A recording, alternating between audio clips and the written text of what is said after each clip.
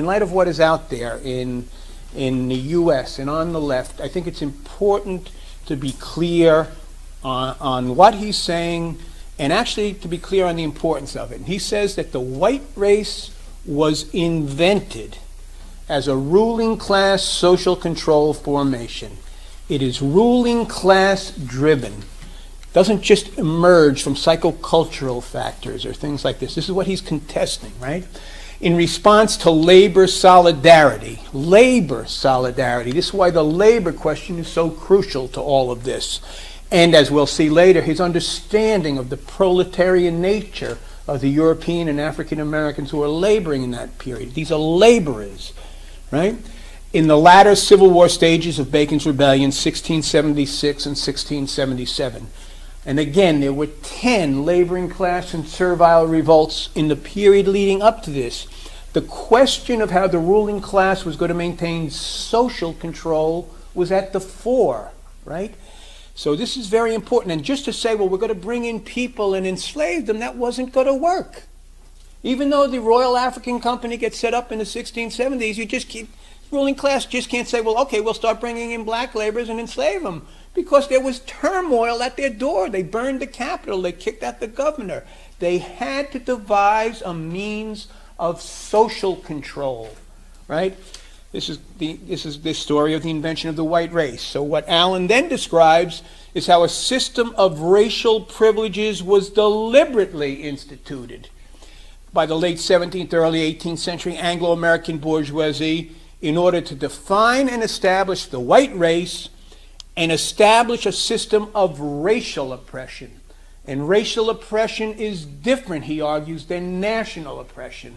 And the difference is in how social control is maintained, and which is the key group that the ruling class uses to maintain social control.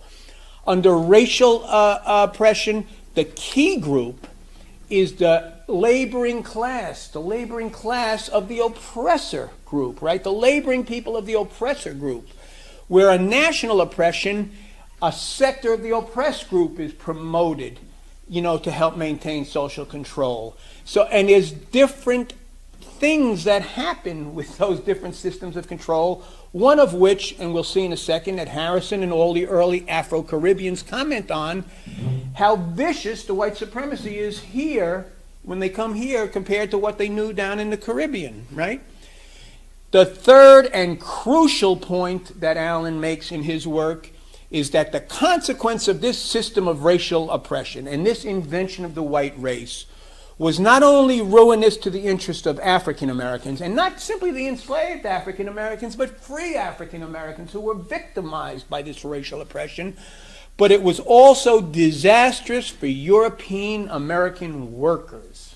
It is not in their interest. It wasn't in their interest. And he tries to document this and go through this.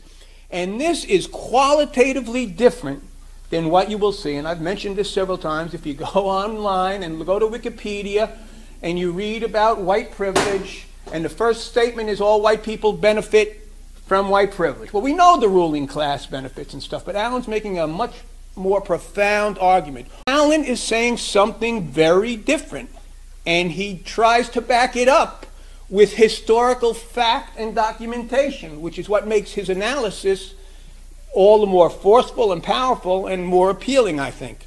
So his argument is that the position vis-a-vis the rich and powerful was not improved, but weakened by the white skin privilege system. One of the key points that Allen makes, and this is the one, I've told the story before, but when I first heard him speak back in 1969 at a precursor to this facility, going way back 4 generations earlier, called Alternate U, he gave a talk and he made these points. And I can't stress how important I think this is for anyone who wants to be a political activist today, who wants to see serious social change. He makes the argument and backs it up that in the 3 periods of national crisis, the 3 big periods previously, characterized by general confrontations between capital and urban, rural and laboring classes, and the 3 periods are Civil War Reconstruction, populism, and the Great Depression. The key to the defeat of the forces of democracy, labor, and socialism was in each case achieved by ruling class appeals to white supremacism, basically by fostering white skin privileges of laboring class European Americans. I don't think that can be stressed enough. This is the one that I first heard in '69, and it stayed with me and it haunted me. If this is true, what are we going to do about it, right?